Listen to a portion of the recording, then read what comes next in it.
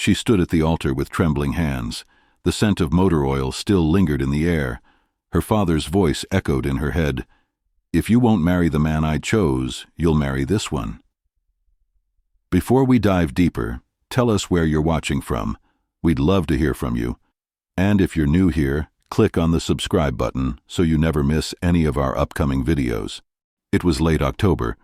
The chapel was filled with the buzz of cameras and soft classical music. But inside, Alyssa couldn't shake the anxiety crawling in her chest.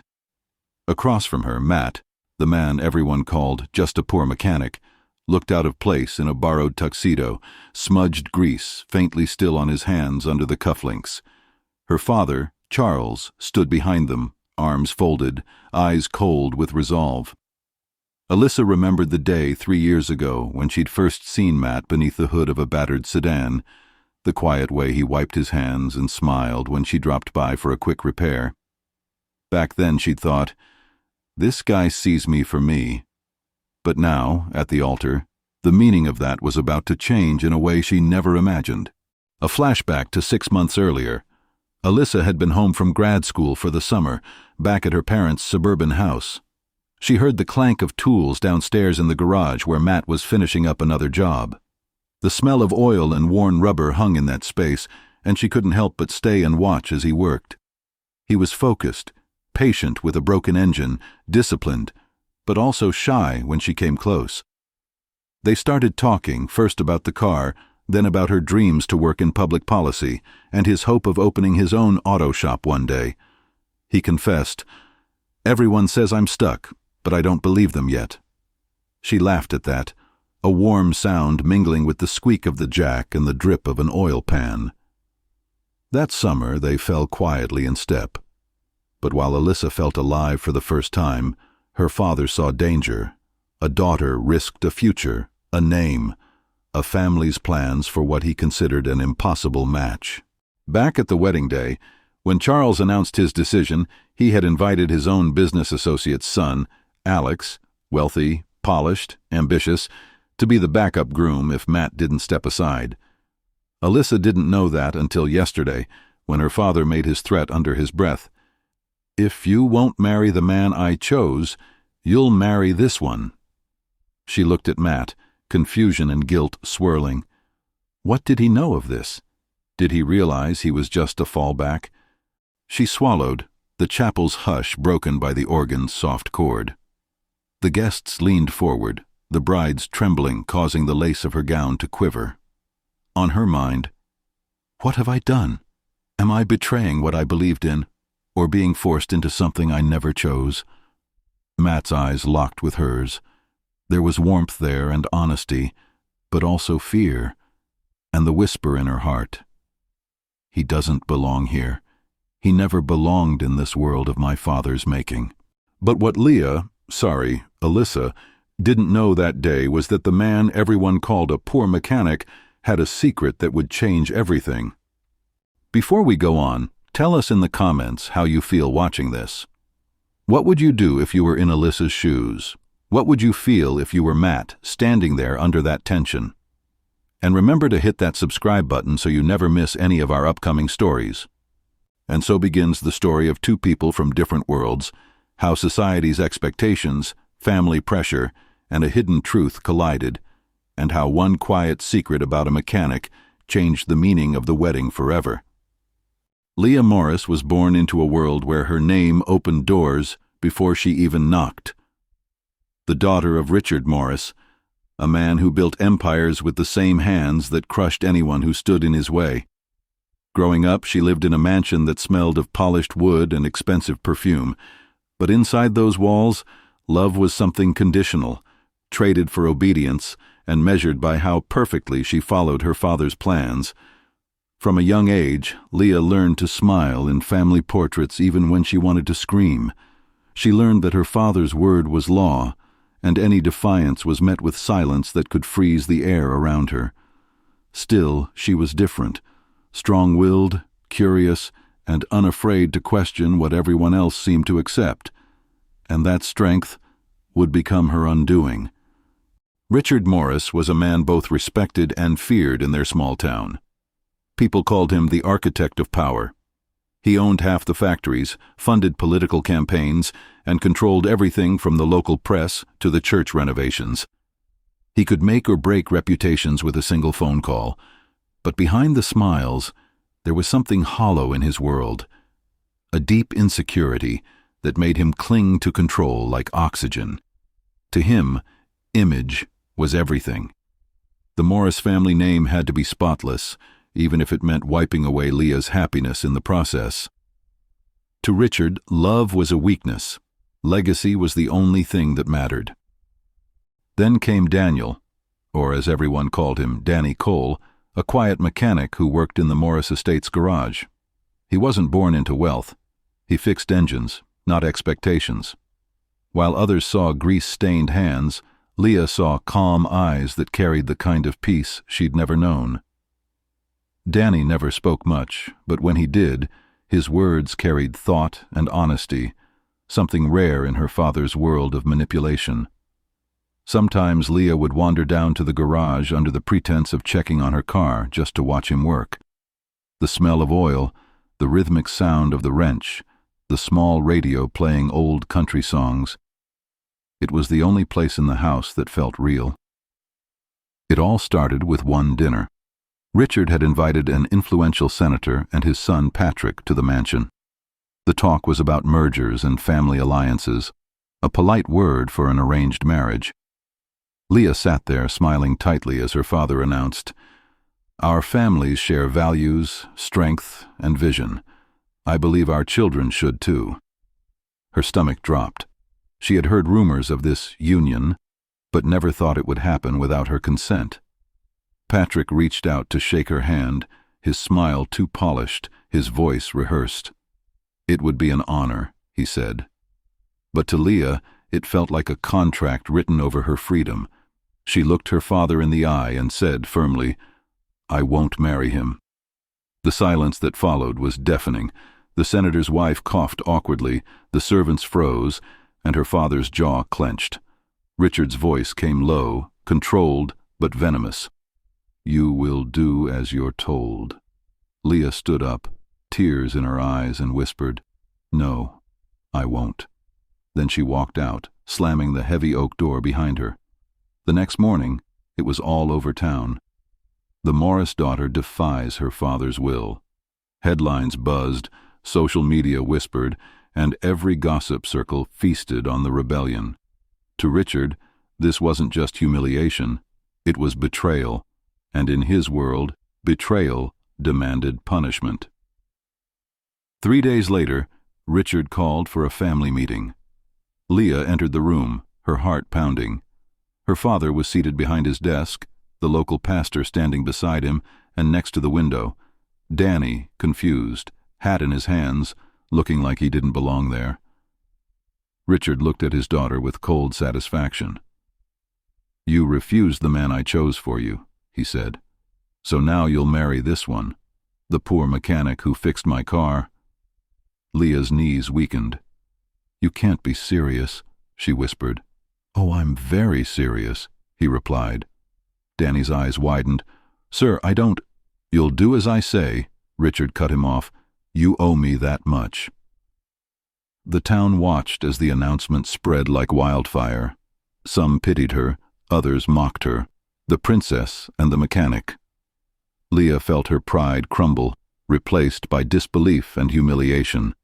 She had been stripped of choice, used as an example to remind others of her father's authority.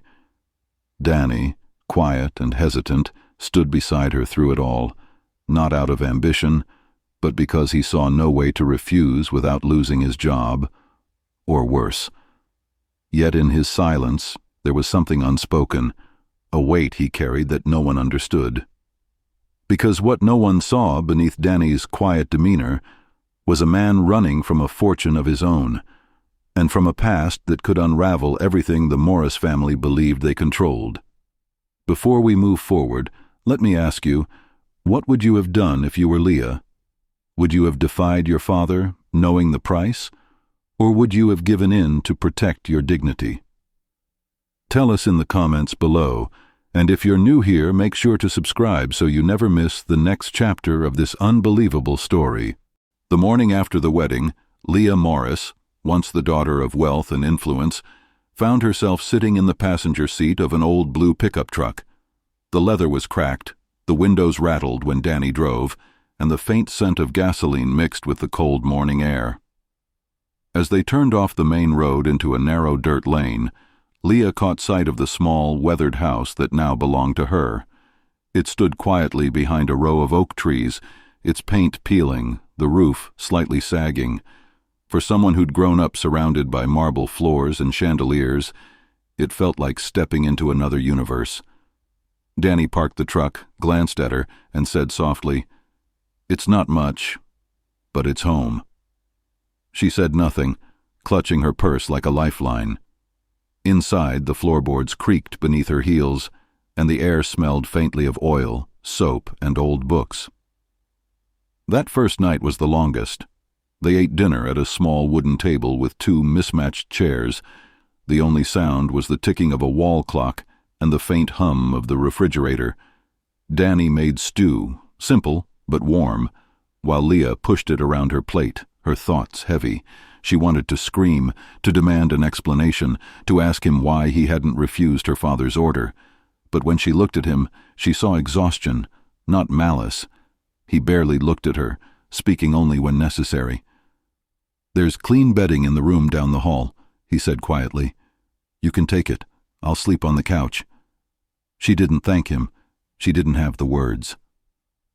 That night, she lay awake staring at the ceiling, wondering how her life, once built on choices, had been reduced to silence. Days turned into weeks.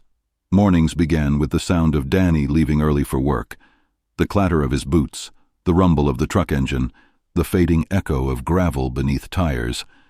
When he returned, Leah would already be inside, sitting by the window, pretending to read. Dinners were wordless. Sometimes he'd ask if she needed anything, and she'd answer with a simple no. Pride and resentment wrapped around her like armor. She hated that he was kind. She hated that he never defended himself when she lashed out. "Do you even care that you're part of this mess?" she snapped once, her voice trembling. He didn't raise his voice. "I didn't choose this either," he said softly, before walking away. Every corner of that house smelled like oil and old books, a far cry from marble floors and chandeliers. The curtains were thin, the furniture worn, but everything was clean, almost too clean, as though he scrubbed away the past every day. On the bookshelf were old manuals, framed photos of landscapes, and one picture turned face down. Leah noticed it but didn't dare ask. She told herself she didn't care. Yet every night, her eyes wandered back to that hidden photograph, wondering whose face it hid. Then there was the locked room, a narrow door at the end of the hallway, painted white but older than the rest of the house. She first noticed it when cleaning one afternoon. The handle was rusted, but sturdy. She tugged at it once, locked. When Danny returned that evening, she asked casually, "What's in there?" His expression changed for the first time, guarded, sharp. "Just tools, nothing important." He turned away too quickly. From that moment on, Leah couldn't stop thinking about it. The tension between them grew thicker with each passing day. Sometimes Danny would sit on the porch, staring at the horizon in silence, lost in thoughts he never shared. Leah would watch him from the window, her frustration blending with something else. Curiosity. Who was this man, really? Why did he never argue back? Why did he look at her sometimes like he was apologizing for something she didn't understand? One evening, the town's power went out after a storm. Candlelight flickered across the small living room as thunder rolled in the distance. Leah found herself sitting a crow. It began with the letters. At first, Leah thought nothing of them. A simple white envelope slipped through the mail slot once every few weeks, always addressed in precise handwriting and sealed with a dark red wax crest. It was nothing like the bills or local newsletters that usually arrived. This paper looked expensive, the kind her father's company used for corporate contracts. Danny would collect the mail quietly, slide the letter into his jacket, and disappear into the backyard before opening it. He never read them inside. Leah noticed that his expression always changed after, calm before, distant after.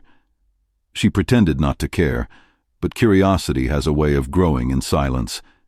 Each unopened secret was like a whisper at the back of her mind, daring her to ask. Then came the drives.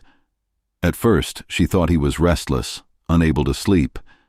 But one night, just past midnight, she woke to the low rumble of the truck outside. Through the rain-streaked window, she saw Danny slipping into his coat and heading toward the road. No headlights, no explanation. He didn't return until dawn, his clothes dusted with dirt, eyes shadowed by something unspoken. When she confronted him that morning, he brushed it off, just helping a friend fix an engine outside town. But Leah knew better. His hands were too clean, and his silence too careful. And then, the car. A sleek black sedan that sometimes parked across the street. Engine off, windows tinted. It would appear on random evenings, always when Danny was home, and vanish within minutes of him stepping outside. Leah once stood behind the curtain, heart racing as she watched him walk toward the car. He leaned in through the window, exchanged a few quiet words with someone she couldn't see, then turned back toward the house. That night, he didn't speak at all. He sat by the fireplace until late, staring at the flames as though trying to erase a memory. Leah's mind spun between pride and curiosity. She told herself she didn't care, that she only wanted to know because he was hiding something under her roof. But deep down, she cared more than she wanted to admit. The man who had once been just a quiet mechanic was now a riddle she couldn't stop trying to solve. Some nights, she'd find herself watching him while he worked outside, the glow from the porch light outlining his face, the quiet determination, the subtle sadness in his eyes. She hated that his gentleness made her heart ache. She hated that kindness could come from the same man who represented her father's punishment. One evening, unable to contain her frustration, Leah finally spoke. He was sitting at the table reading one of those letters when she blurted out, "You're not who you say you are you?" Her voice trembled, not from fear, but from the need for truth. Danny looked up slowly, his eyes meeting hers, calm but heavy with something she couldn't name. After a long silence, he said quietly, "Does it matter who I was? If I'm not that man anymore?" The words hung between them like smoke, soft, haunting, and full of questions she didn't know how to ask. That night, Leah couldn't sleep. His answer replayed in her head again and again. Who I was. What did that mean? She thought of the crest on the letters, the sharp edges of the seal, the ink pressed deep into the paper. It looked familiar, something she'd seen years ago in her father's office, embossed on corporate files from his rival company, Coal Industries. The name hit her like a chill. Coal. Could it be just a coincidence? Or had her father known exactly who Danny was all along? The next morning, she followed Danny when he left for work. The truck bounced over the dirt road, then turned onto the highway leading toward the city. Leah kept her distance in her father's old car, hands tight on the steering wheel. After nearly an hour, Danny pulled over near an abandoned warehouse, but not the kind used for cars or tools. The day Danny left for one of his unannounced late jobs, the silence in the house felt heavier than usual. Leah stood by the window, watching the blue pickup truck disappear down the dirt road.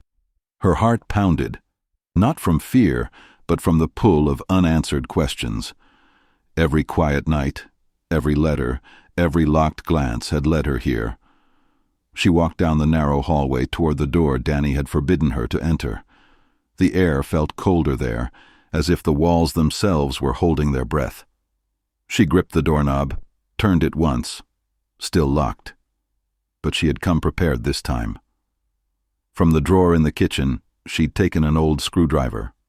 Her hand shook as she slid it into the latch and twisted. The lock gave way with a sharp click. The door creaked open slowly. Dust floated through the narrow beam of light that spilled in from the hallway. Leah took a step inside. What she saw didn't make sense at first. This wasn't a storage room or a workshop. It was a hidden world. Hanging neatly in a corner were designer suits, Italian-made, their fabric untouched by time or grease. Beside them stood polished shoes, lined up with military precision. On the far wall, framed photographs, not of cars or engines, but of people, of family. A young boy smiling beside a man with the same eyes as Danny. The woman between them wore pearls, her face full of warmth. Leah stepped closer, her pulse quickening. Beneath the photographs were newspaper clippings, yellowed and brittle. The headlines made her freeze in place. Tragic car crash claims life of Hayden family patriarch. Daniel Hayden missing after wreckage found. Future heir to Hayden Motors presumed dead. Leah's breath caught in her throat. Hayden Motors, one of the country's largest automobile empires, a name synonymous with luxury, power, and prestige. Her mind raced, connecting the pieces, the letters with the crest, the black car, the men in suits. Danny wasn't Danny Cole. He was Daniel Hayden, the missing heir, the man the world thought had vanished years ago after a mysterious accident that claimed his family. And now he was here, living quietly as a mechanic in her father's garage. Her knees weakened as she scanned the rest of the room. On a desk sat old photographs, some torn at the edges. She picked one up. It showed a young Daniel standing beside a race car, smiling proudly, his father's arm around his shoulder. Beside it lay a small, cracked frame, holding a different image, one of the wreckage. The caption beneath read, "The crash that changed everything." Leah felt a lump in her throat. She whispered to herself, he wasn't a mechanic by chance. He was a man running from guilt, from loss, and from everything money couldn't fix. Suddenly she understood the exhaustion in his eyes, the stillness in his manner, the way he avoided talking about his past. He wasn't hiding from her father. He was hiding from himself. From the world that once called him the golden boy, the heir who'd vanished after tragedy struck. Her father must have known all along. That was why he'd chosen Danny, not as punishment, but as control, to own the son of his greatest rival. The realization hit her like a wave of ice. She stumbled back, heart pounding, every memory of Danny replaying in her mind under a new light. Then the floor creaked behind her. She froze. Slowly, she turned around. Danny stood in the doorway, his expression unreadable, calm, but his eyes said everything. He looked from her face to the open drawer, to the photographs, to the letter she still held trembling in her hand. For a moment, neither of them spoke. The air was thick with the weight of truth. Leah tried to speak, but the words caught in her throat. "You're Daniel Hayden," she whispered. Danny said nothing. His jaw tightened, his breath shallow. The silence stretched between them, long, unbearable. Finally he stepped forward, his voice quiet but firm. "You were." For a moment, everything in that small house stood still, the ticking clock, the whisper of the wind outside, even the air between them. Leah's heart pounded as Danny stepped further into the room, his shadow stretching across the floor. He looked around at the open drawers, the exposed photographs, the unlocked door, the pieces of a life he had buried long ago. His voice was low, almost trembling. "You shouldn't have come in here, Leah." She swallowed hard, tears still welling in her eyes. "Then you shouldn't have lied to me." He closed his eyes briefly, as if bracing for a memory he could never forget. "You don't understand what you've uncovered." The past unfolded like a slow-burning film, a life before the name Danny Cole existed.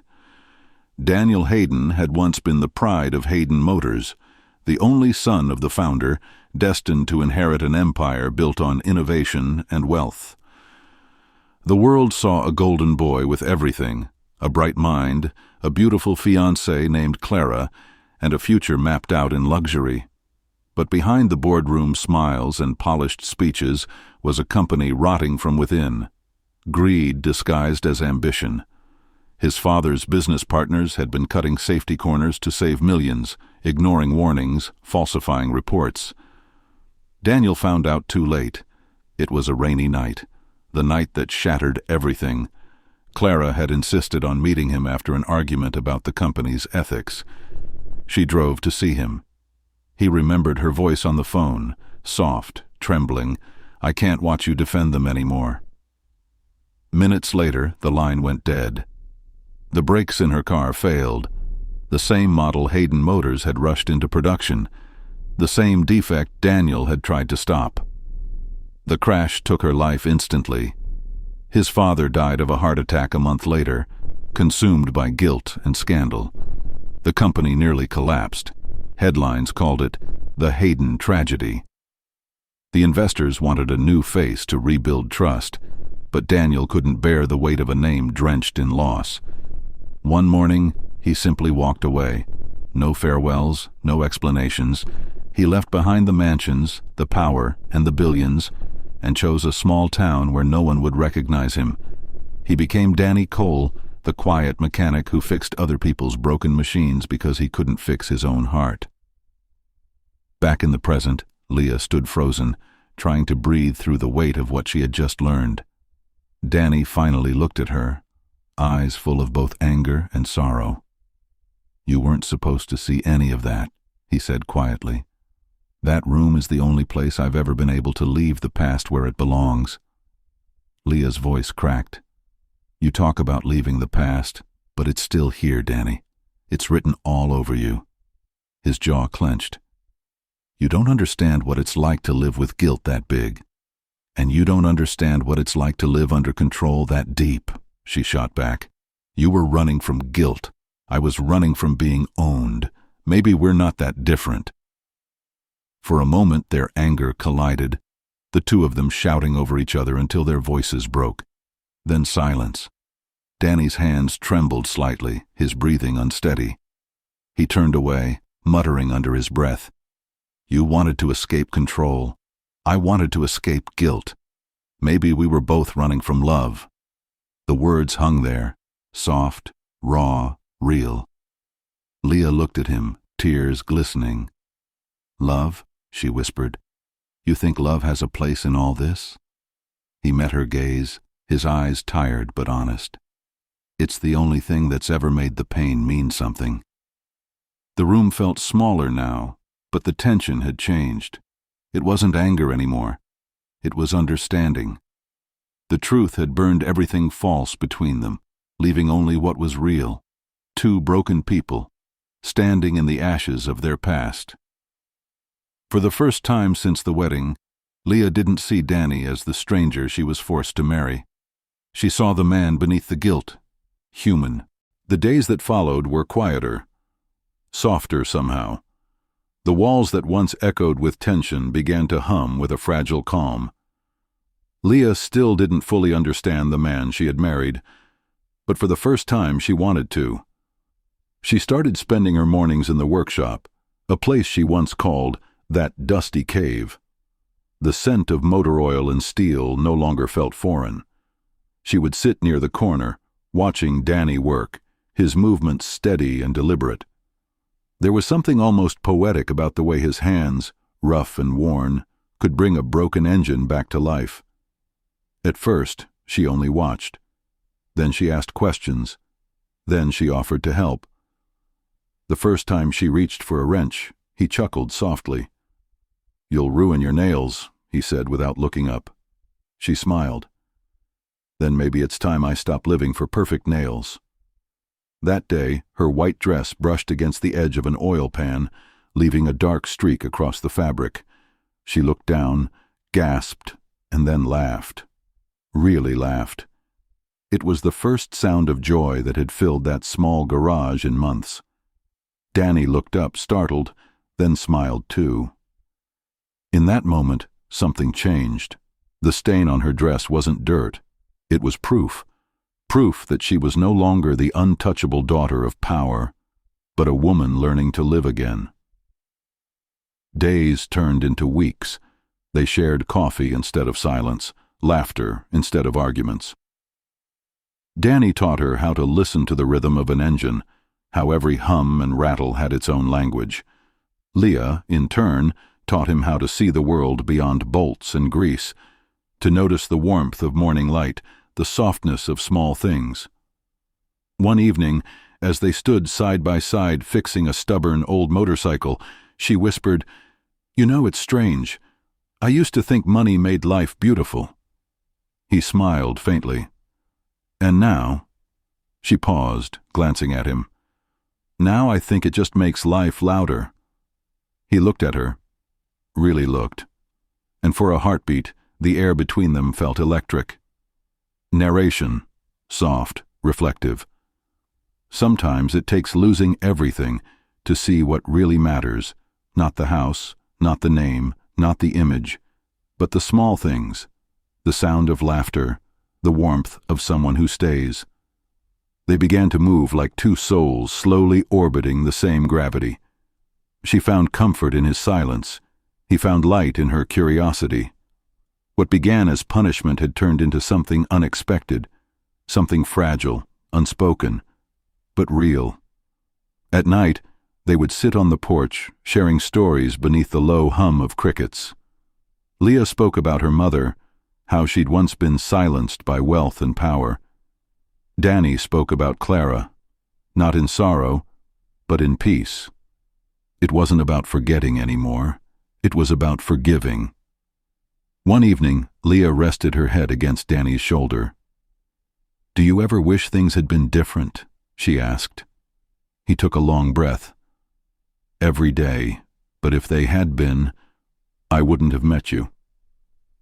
The camera lingers on her face, the faintest smile, the kind that holds both gratitude and fear. Narration, lower, more serious. But happiness built on a lie can only last so long. As the screen fades to twilight, the sound of a car engine echoes in the distance, sleek, powerful, unfamiliar, and just like that, the past begins to find them again. It happened on a quiet afternoon. The workshop door creaked open, and Leah froze at the sound of footsteps she knew all too well. Her father, Mr. Morris, stood there, crisp suit, sharp eyes, and that same air of control that once ruled her world. Dust floated through the sunlight as if even the air hesitated to move around him. He looked at Danny, then at Leah. "So it's true," he said coldly. "You married the man who fixed my car, only to find out he's richer than you ever knew." Danny wiped his hands on a cloth, calm but firm. "That part of my life is over." Mr. Morris took a slow step forward. "You're a Hayden. You have a company, a legacy, and more money than she's ever seen. Come back to the world you abandoned. Leah deserves luxury, not this." His eyes swept across the small workshop with disdain. Danny didn't flinch. "I don't need your empire to build a home," he said quietly, "and she doesn't need gold to find peace." There was a long silence, the kind that bends the air between people who used to have power over one another. Leah felt her heart pounding in her chest. For the first time in her life, she wasn't afraid of him. Her father turned to her, voice rising. "Leah, you could come back. I'll fix everything. You don't belong here." She stepped closer, her voice steady but trembling with emotion. "You're wrong. I used to belong to your world, the one built on fear, control, and appearances. You taught me to value power. But he—" She looked at Danny, her eyes softening. "He taught me to value peace." The words hit like quiet thunder. Mr. Morris's expression faltered. For the first time, he looked small. His control slipped through his hands like sand. He stared at them, the daughter he couldn't command, the man he couldn't buy, and something in him broke. Without another word, he turned and walked away. Outside, the sound of his expensive car roared to life, then faded down the empty road. Leah stood in the doorway, watching until the dust settled. Narration, gentle, reflective. And just like that, the man who built his life on control finally lost what he could never own, his daughter's heart. Leah exhaled, tears welling but her smile steady. Danny reached for her hand. "You did it," he whispered. She shook her head. "No," she said softly. "We did." The workshop felt different now, lighter, freer. The ghosts of their past had finally stepped aside, but as the sunlight streamed through the window, a faint sense of wonder remained. What happens when two broken worlds finally find peace in each other? A year later, the morning light touched the old church again, but this time it felt different. The same walls that once echoed with tension now carried a quiet peace. There were no reporters, no guests in designer clothes, no cameras flashing to capture an image of control.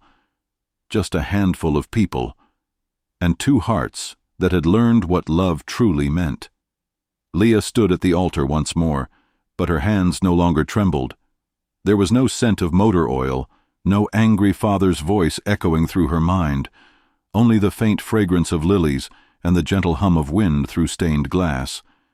Danny waited for her, not as the mechanic forced into a wedding, but as the man she had chosen with her whole heart.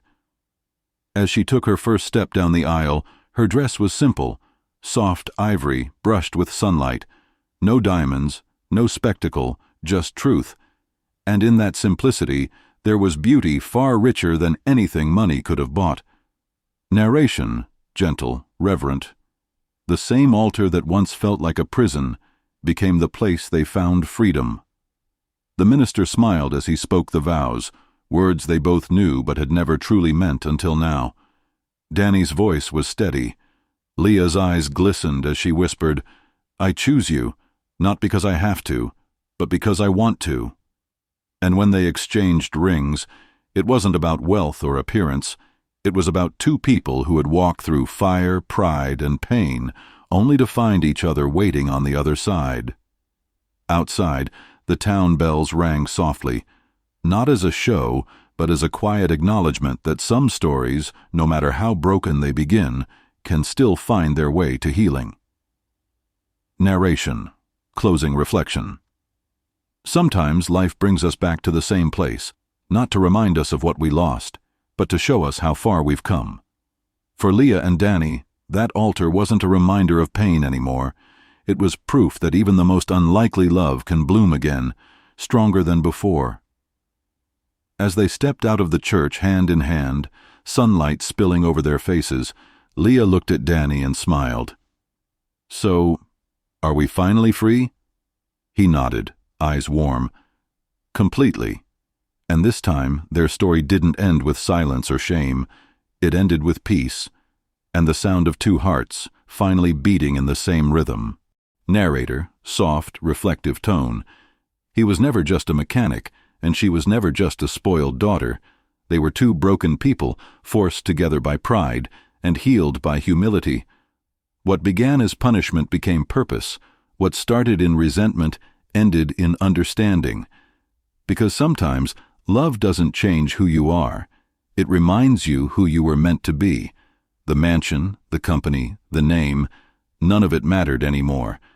What mattered was the laughter that filled their small home at sunset, the smell of coffee in the morning, the way she still rolled up her sleeves to help him fix an old truck, even when her hands got dirty. Their story wasn't perfect, but it was real. Born from pain, rebuilt through forgiveness, and strengthened by truth. The fortune they found wasn't in money or titles. It was in peace, trust, and a love that asked for nothing but honesty. And as the sun set over that quiet little town, Leah and Danny stood side by side, proof that sometimes the greatest treasures aren't inherited, they're discovered. When we finally stop running. Narrator, gentle close. If this story touched your heart, tap that like button. It helps us share more stories of hope and redemption. And tell us in the comments, would you still love someone if you discovered their secret too late? Before we end, let us know in the comments where you're watching from. We'd love to hear from you. And if you're new here, click on the subscribe button so you never miss any of our upcoming videos. Because somewhere out there, another story of forgiveness is just waiting to be told. And maybe it could be yours.